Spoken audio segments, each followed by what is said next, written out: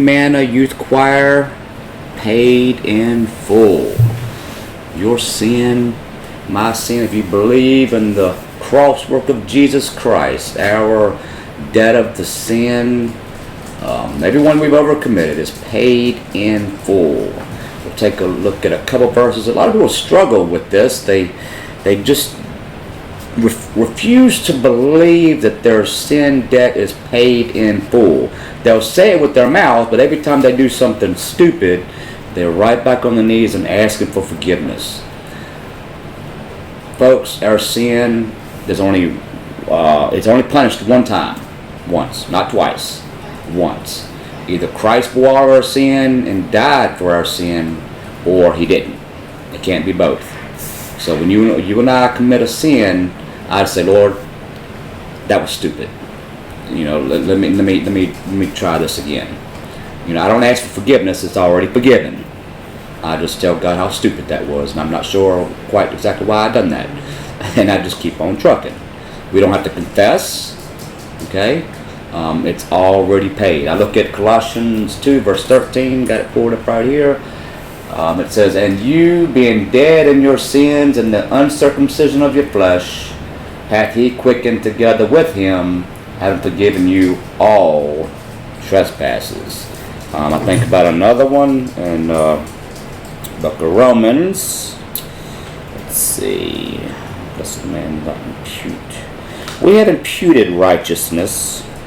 We have Christ imputed righteousness. We can't, and if we commit a sin that has not been paid for, then wouldn't that make us unrighteous, correct? So we can't be unrighteous and righteous at the same time. Folks, we got to get this thinking right, okay? Let's see, impute sin. No, that's in Romans. Romans 4, verse 8. Actually, we'll start 7. You there? Okay. Saying, "Blessed are they whose iniquities are forgiven." Well, if we believe in the accomplished work of Christ, our iniquities are forgiven, and whose sins are covered by the blood. Blessed is the man to whom the Lord will not impute sin. Will not impute sin. So when we do something stupid, that's exactly what it is. Something stupid. It's already forgiven. We're still righteous because we bear the righteousness of Jesus, because there was a imputation of righteousness on our account, and the sin was imputed on Christ, and he went to the cross and died and was buried and risen again. So when you do some sin and you ask forgiveness, you're just showing God how ignorant you are of the scriptures and what he's already promised us. Not trying to be mean or anything. Nor is that a license to go live like a heathen either. Okay, the idea is to change our heart by the reading of the Word of God, believing it, and practicing that in our everyday life, on how we respond to all these kind of things and stuff. Okay, well, I don't have anything to read tonight. We're going to finish what we started yesterday, and we'll finish that up. It's the introduction to the book of Obadiah. We'll finish that up tonight.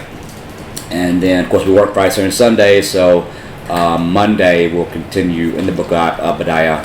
I forgot what verses they are. I'll write those on the board at the end of this lesson so you can go over those over the weekend.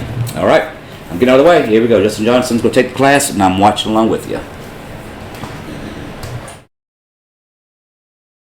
Hagar, we've seen Moab and Ammon, the result of Lot, Abraham's nephew there. In Genesis 25, we see again a product of Abraham, the father of many nations, right? Wasn't that the promise God gave him? Father of many nations? And he's fathering many nations. In Genesis 25, Abraham took a wife. Now this is after Sarah. This is after Hagar. And her name was Keturah. And she bare him Zimron, and Jokshan, and Medan, and Midian. Midian. Like the Midianites? Yeah, like the Midianites. And they were neighbors of the Edomites. So you have the Midianites there in verse 2. Down in verse 4. It says the sons of Midian were Ephah, Epher, Hanok, Abidah, and Eldah, and all these were the children of Keturah. And Abraham gave all that he had unto Isaac. But unto the sons of the concubines, which Abraham had, Abraham gave gifts, and sent them away from Isaac his son while he yet lived eastward unto the east country. So Abraham gave all that he had to Isaac, and then sent all the sons that he had from his wife Keturah east. Okay? Abraham and Isaac were over here. They were given the promised land, and sent all of his other sons over here. You see what's going on over here in the east country? A lot of people rejected by Israel are being collected. Okay, we got the Moabites, the Edomites, the Ishmaelites, we got the Kenites, the Midianites, and they're all over here, and they all got something in common. Israel kicked us out, right? They're going to conspire in Israel's history to destroy Israel because of these things that happened here in the beginning. Okay, it's going to pass down through their history. There was a reason why, the law in Israel's history keeps bringing up these people, because they had origins found in Genesis that had this difference from Israel. Okay, so just some factoids there, some Bible trivia, some important things actually to understand as we study Israel's history. Okay, we're in Genesis chapter 25. Drop down to verse 20. Since we're here, we might as well talk about Jacob and Esau. It's the chapter in which they were born. Now, you know the story, of course, where Rebekah, Jacob and Esau's mother, was barren. And Genesis 25, verse 20, says Isaac was 40 years old when he took Rebekah to wife, the daughter of Bethuel, the Syrian of Padanaram, the sister to Laban, the Syrian.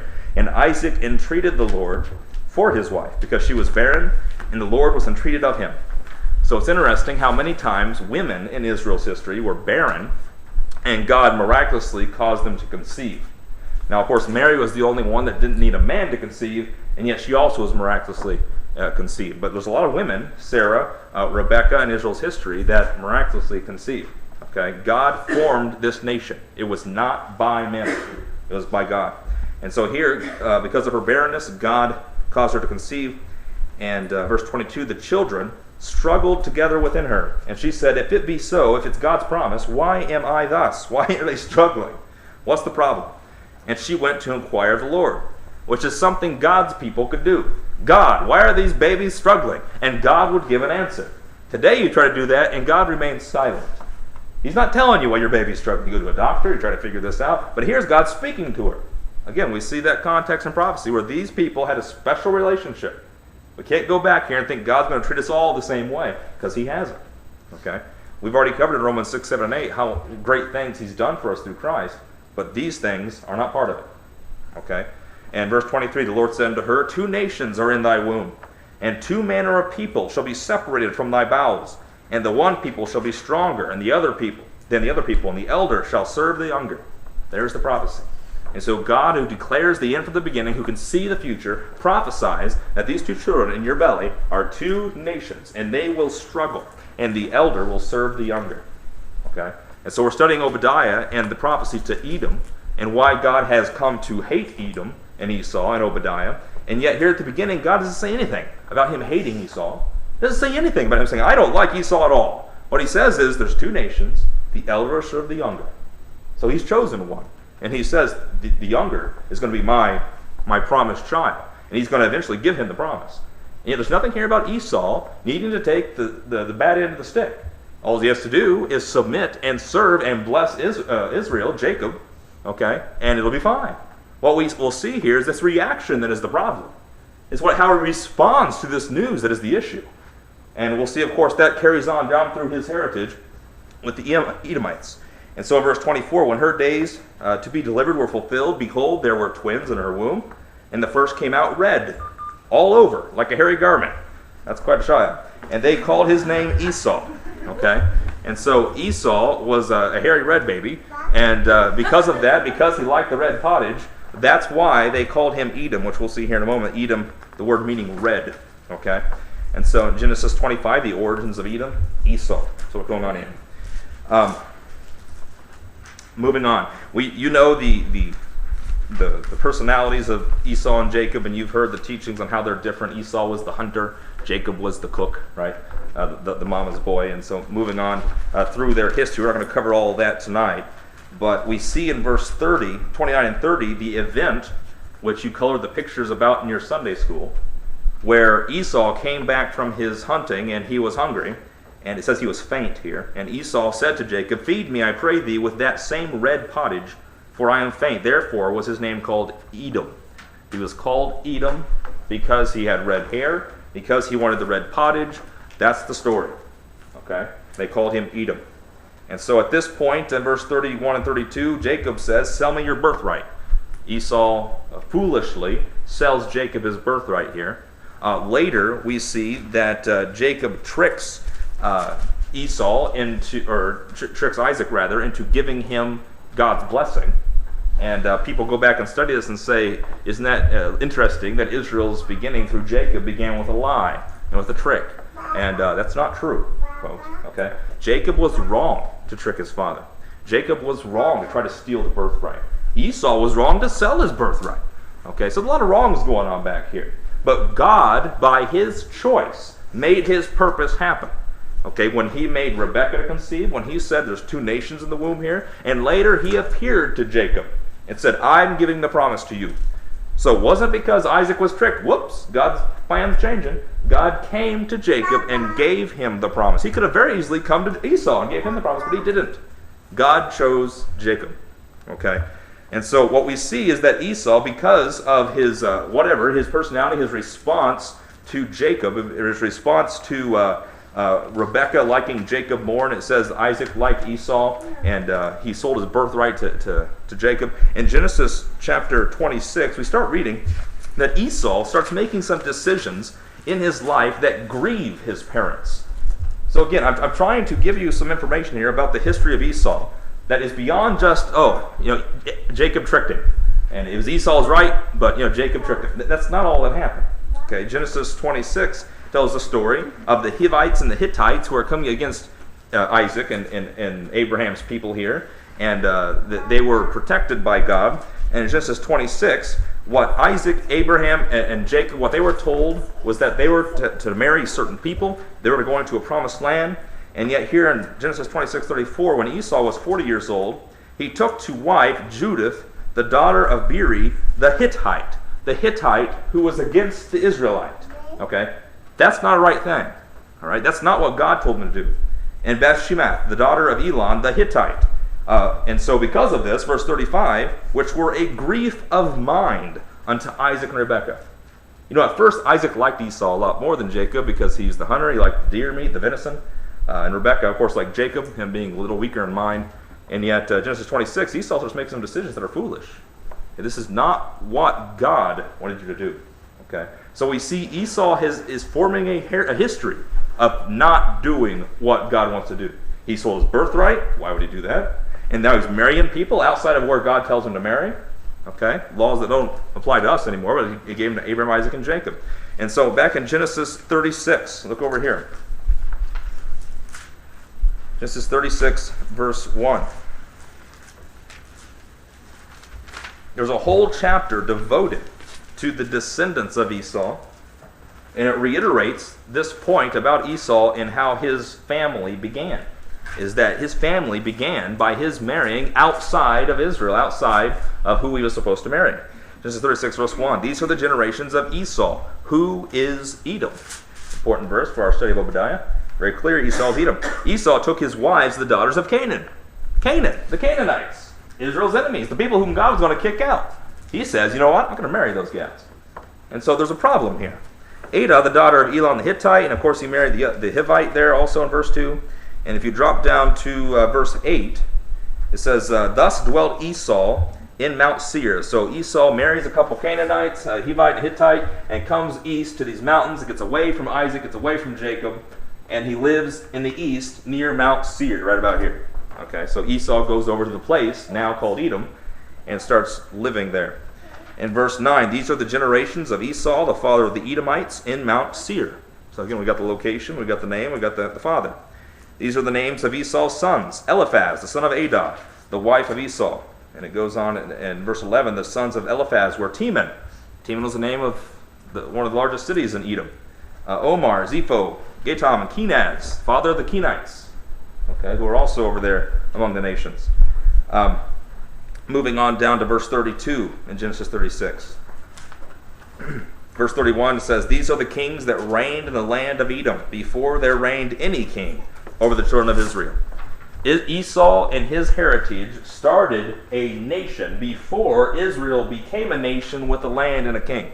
That's important to realize. Because we'll see later, as Israel was wandering through the wilderness, it was Esau's nation that persecuted Israel. Okay, that's because they had things set up before Israel did. God was leading Israel through the wilderness, and here's Esau's folks, and they've already got something established, and they see that as a source of pride. They're not going to let they're not going to let Jacob's people have any foothold. Okay, so they don't let them pass through the land. They tell them that they're not going to get to the promised land, and they resist them every step of the way. Remember the story of Balak and Balaam? Balaam was related to the Edomites. Okay, and so again, we've got these stories in the Bible that are related to what happened with Jacob and Esau. And because of these things, because of their resistance to God's people, that's why we'll see that God hates them and is against them, rather. Okay, and so in Genesis chapter 36, down in verse 32, it says, the kings of Edom that were reigning, one of them was Bela, the son of Beor, reigned in Edom. Now, if you go back in Numbers, and we'll go here in a couple weeks, and you read the story of Balaam and Balak, Balaam, or was it Balak? I'll tell you in a couple weeks. Was the son of Beor, okay? Beor being in Edom, all right? And so, again, we got these relationships, these connections here to Esau. Look down in verse 42. Verses 40 through 42 in Genesis 36 lists the dukes of Edom, which later in Israel's history resist them. And it says in verse 42, there was Duke Kenaz, Duke Teman. This is reading like if I were to say, in our history, there was a man named Kokomo, and a man named Marion, and a man named Indianapolis. And you're going, wow, there's cities named after them now. It's exactly what's going on here. In verse 42, there was a duke named Kenaz, and a duke named Teman, and there's a city named after these guys. There's a nation named after that guy. Okay, Genesis truly is the origin of a lot of these nations. Verse 43, Duke Magdiel, Duke Eram, these be the dukes of Edom, according to their habitations and the land of their possession. He is Esau, the father of the Edomites. And so Genesis 36 describes the mighty nation that Esau became, okay, separate from Jacob. Let's go back then to Genesis 27. Genesis 27, verse 36. I told you before that when Isaac was tricked, when Esau was supplanted by Jacob, when Jacob put on remember he put on the goat fur on his arm and that sort of thing, and he made himself smell like Esau, and he brought Isaac his favorite dish made by Esau, and he tricked Isaac into giving him his birthright, his blessing. Genesis 27, I don't want to focus on all the details of Jacob being dressed up. You've heard this story before, and you can go back and read it. I want to pay attention here to the response, the reaction of Esau to what Jacob did. Okay? Because this is going to be the fuel of the fire for centuries afterward, that these two nations will fight each other. In Genesis 27, verse 36, is where we're going to start. Let's back up a couple in verse 34. When Esau had heard the words of his father, he cried with a great and exceeding bitter cry, and said unto his father, Bless me, even me also. So this is the end when Jacob already got the blessing. And he says, O my father, and he said, Thy brother came with subtlety, and hath taken away my blessing. And he said, Is not he rightly named Jacob? Jacob means supplanter, for he hath supplanted me these 2 times. He's tricked me. Okay? He's conquered me. He took away my birthright first, and behold, now he hath taken away my blessing. And he said, Hast thou not reserved a blessing for me? I'm your firstborn son. I'm Esau. Right? Verse 37, Isaac answered and said unto Esau, Behold, I have made him thy Lord. Isaac says, I've made him Lord over you. Now, Isaac says this, and I know Isaac was one of the fathers of Israel, but you know what? I think God makes him Lord over him in the end. Jacob is pretty weak, actually, if you look at him in his person. And yet God was with him, and God made a promise to him, and it's God that will make him Lord over Esau in the end. Okay? In fact, later in Genesis, we'll see Jacob himself with his people coming and bowing down to Esau, okay, and calling Esau Lord. And so Isaac's words here are true, and yet they're only true because God confirmed them to be true. They're not true because, whoops, Isaac's blind, and now Esau's history is kaput. Okay, verse 37, it says, I have given to him all his brethren have I given to him for servants, and with corn and wine have I sustained him. What shall I do now unto thee, my son? Okay, in verse 38, Esau said unto his father, Hast thou but one blessing, my father? Bless me also.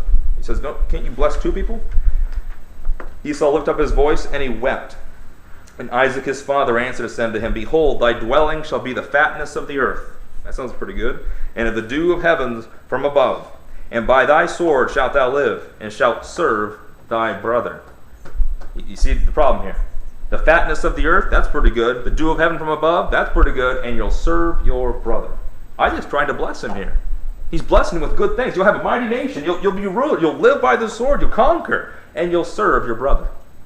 That's what triggers Esau off here in verse 40 rather, when it says, "It shall come to pass when thou shalt have the dominion, that thou shalt break his yoke from off thy neck." And verse 41, Esau hated Jacob. Esau hated Jacob. Now, why did Esau hate Jacob? Because he serves him, because he tricked him, right? Esau hated Jacob because of the blessing wherewith his father blessed him. And Esau said in his heart, "The days of mourning for my father are at hand. Then will I slay my brother Jacob." And these words of Esau, her elder son, were told to Rebekah. And she sent and called Jacob her younger son, and said unto him, "Behold, thy brother Esau doth comfort himself, purposing to kill thee." And so we see here the beginning of the Edomites, Esau, and we see the conspiracy here in the beginning of these nations are going to form in the future to try to eliminate Israel, okay, to try to annihilate them. Now, if we just pause for a moment and take a step back, I'm telling you these beginnings of the Edomites and these nations surrounding Israel who are going to be put in a position of anger and hatred against Israel. You see how easy it would be for me to take these verses and to preach to you what people call the prophecy of Edom, and say that today there are nations in Iran and Iraq who are against Israel, and this is fulfillment of prophecy, and Israel is going to succeed, right? We need to understand what God is doing today and rightly divide, okay? Yes, there are people against Israel today, but you know what? God is not fulfilling prophecy today, okay? So when Israel tries to fight today, he's not fighting with Israel today. He's offering grace to all men. And so if people fight, they fight, but you can't claim God's with me, because he's not with them today, right? He will be in the future. He'll fulfill his promises to Israel, but not yet. So getting back into the prophecy context here, we see in Genesis 27 that Esau began to hate Jacob and wanted to destroy him and his people, okay? And so we see that in Genesis 27. Now, in Romans 9, 10 through 12 that we read earlier, remember where it said that God chose Jacob? And it says, "Jacob have I loved, Esau have I hated, and the elder shall serve the younger." These were prophecies of God, where God, by the election, by his ability to choose, he chose Jacob. Why did he choose Jacob? Well, that's for God to know. God did not in the beginning say, "I'm going to choose to hate Esau." That's not what he did. He chose Jacob to fulfill his promise. Esau hated his brother.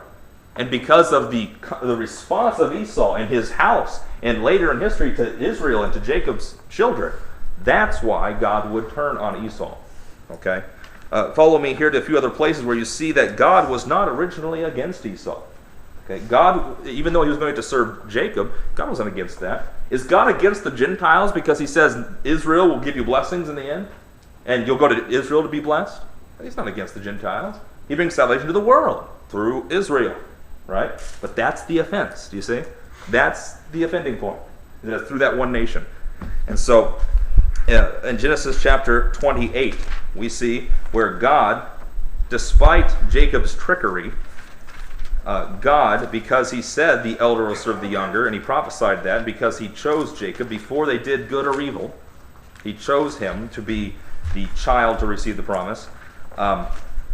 Genesis 28, he gives him the promise. Genesis 28, around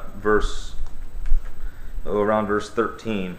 This is when Esau and Jacob part. This is after Isaac dies. Esau and Jacob split ways. Esau goes over here to Edom.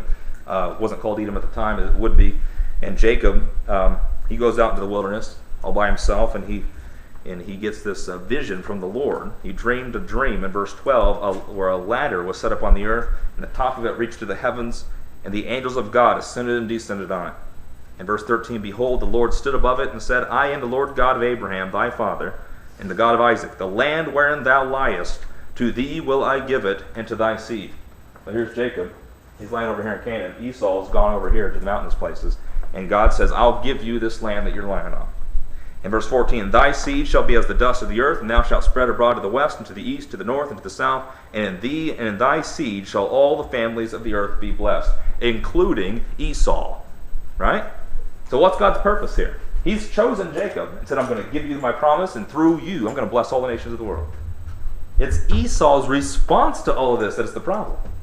We'll start in a couple weeks. All through Israel's history, the Edomites in the house of Esau were constantly opposing Israel. It wasn't just that they were apathetic or didn't care. They were resisting them. Okay? When God was with Israel in the pillar of fire and cloud of smoke and the miracles, they resisted them. They tried to destroy them, to betray them. Okay? And no doubt it was because Jacob, in his trickery, in his foolishness, tried to betray Esau. Right? And so this is the beginning of some of these things. It's because of their wrong choices that some of these bad things happen. Look at Genesis chapter 32. We see here that God was for Esau, just like God provided for Ishmael and Hagar. Okay?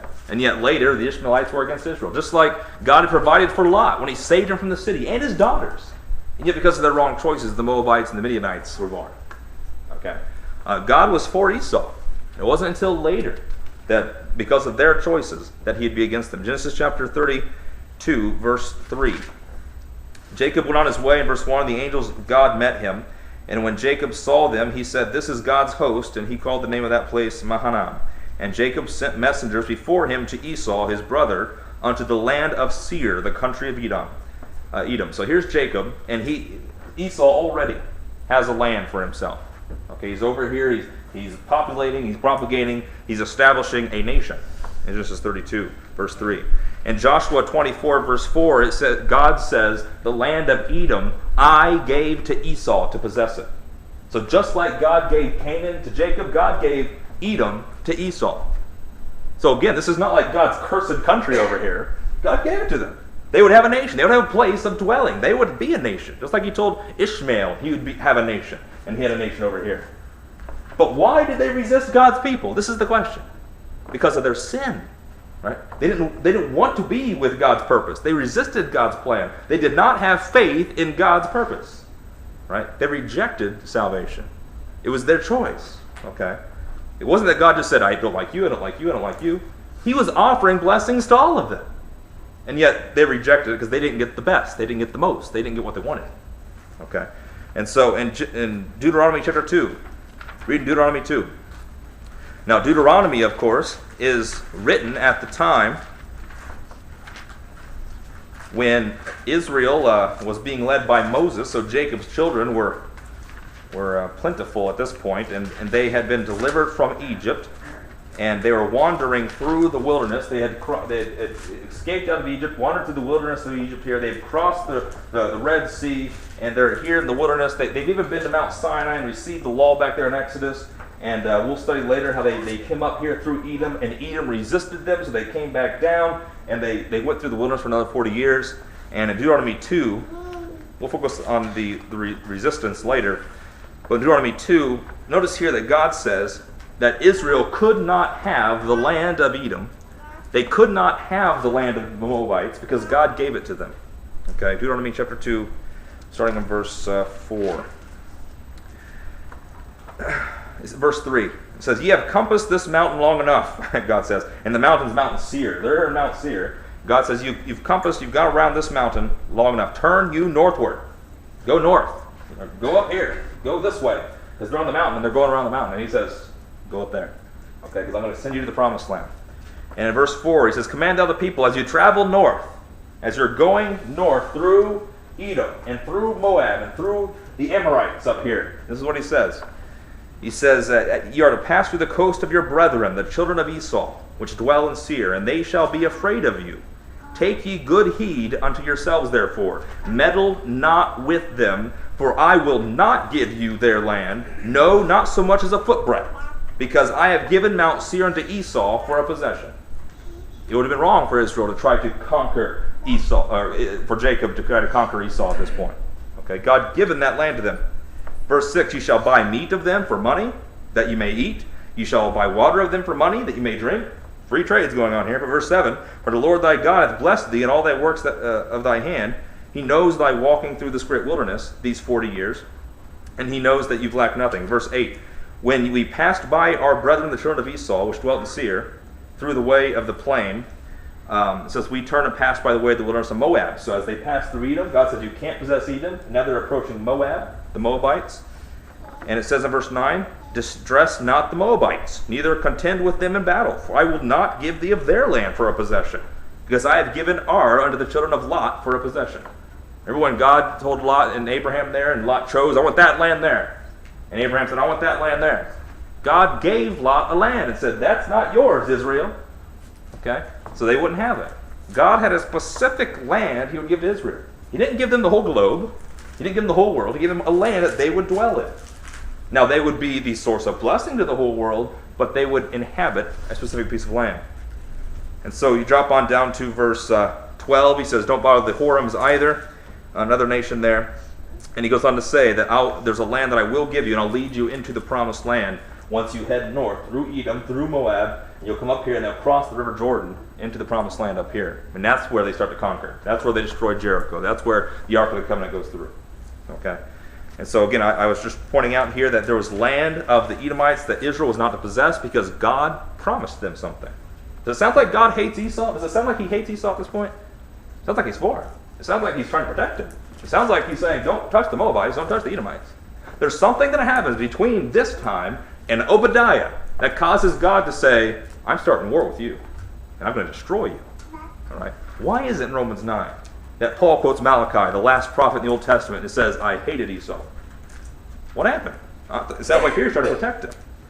Okay? Look at Deuteronomy 23. I told you before there was a law in Israel that they could not hate Esau. Deuteronomy 23, verse 3. Verse 2, it says, a bastard shall not enter into the congregation of the Lord, which means if you're a bastard child, you cannot be a part of the priesthood, you cannot be a part of God's chosen people. You had to be without blemish. Right? Who do we know that were bastard children? We've studied already the Moabites and the Ammonites. Right? So the next law says an Ammonite or a Moabite shall not enter the congregation of the Lord. They can be blessed of Israel, but they can't be part of Israel. So other Gentiles, Cornelius or whomever, could proselytize in, but not them. Okay? You can be blessed, but you can't be an Israelite. It says, even to their 10th generation shall they not enter the congregation of the Lord forever, because they met you not with bread and water. Well, we'll cover that in the next week here. But notice down in verse 5, nevertheless, the Lord thy God would not hearken unto Balaam, but the Lord thy God turned the curse into a blessing unto thee, because the Lord thy God loved thee, Israel. Thou shalt not seek their peace, nor their prosperity, all thy days forever. Thou shalt not abhor an Edomite, for he is thy brother.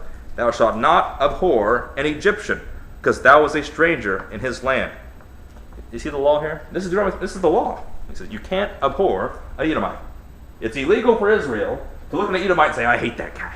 Can't do it, because he's your brother. Esau was Jacob's brother, right? God promised them that land. He says you can't look at the Egyptians, Israel, and say, oh, we're going to kill those people. Can't do that. Why? Because they let you stay in their land.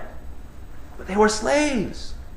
God delivered them. He says, you can't do that to Egypt because thou wast a stranger in his land. It was their land, he says. The land seems pretty important here. It seems like God is so concerned with political boundaries and national contracts, and that's their land, this is your land, right? It's important. The law was important to God. God's a God of righteousness. Okay? The law said that Israel could not abhor Edom, and yet we go back to Obadiah finally, and we see that Obadiah, the very first verse, says, we have heard a rumor from the Lord, an ambassador is sent among the heathen, saying, arise ye, and let us rise up against Edom, in battle. God is saying, let's fight Edom. Why? Right? Why does he say that? This is what we're going to study the next couple of weeks. Why does God hate Esau so badly, when we've already seen that God has been trying to protect Esau back in Deuteronomy, back in Genesis? Yet in Obadiah, verse 1, I can still hear everyone trying to find it. You should have had a bookmark there, I'm telling you. It's between Amos and Jonah. That doesn't help you very much, I know. Obadiah, verse 1, he says, we have heard a rumor from the Lord. Okay, an ambassador is sent among the heathen. Now that rumor there, just to let you know, a rumor is not always gossip. A rumor is not always a false thing. A rumor is a report. Now it could be a false report or a true report. Right? And so then the Bible says, I've heard a rumor from the Lord. It's probably not gossip. It's probably not a lie. It's a report. Okay, it's a true report. So a rumor, a message from the Lord. An ambassador is sent among the heathen. We know what an ambassador is. It's a messenger to a foreign territory. So here's God sent an ambassador to the heathen. You can't send an ambassador to your own people. You got to send him to another people. And so an ambassador here's a messenger, and the ambassador almost always has an appeal for peace or gives a warning. Okay, and the ambassador's not there to fight. The ambassador's not there to strike a bargain. He's there with terms of peace. He's there with warning. He's there saying, look, there's people after me that's going to come, and this is your fair warning. Okay, that's what we do today, by the way. We're ambassadors of God's grace. We give fair warning to the world that if they do not believe in the gospel and trust Christ's death on the cross, then God's going to come back and judge the world. They'll die and go to hell in their sins. Okay, so we're ambassadors with the gospel of peace. Obadiah says, I heard a rumor, and an ambassador sent among the heathen. And this ambassador is saying there's going to be war in Edom. Okay, there's going to be a battle fought. Rise up against her in battle. We'll start next week dealing with the verses where Obadiah, studying Paul so much, where Obadiah talks about God's judgment against Edom and some of that language there. We're dealing with primarily why God judges next week and why he uses such strong terms against these people. Why isn't he offering them grace and peace like today? It's because they lived during the times of prophecy, not during the times of the mystery. So, all right, any thoughts on that? Long, dry, everyone's half asleep, straight into Obadiah. No? Exciting stuff.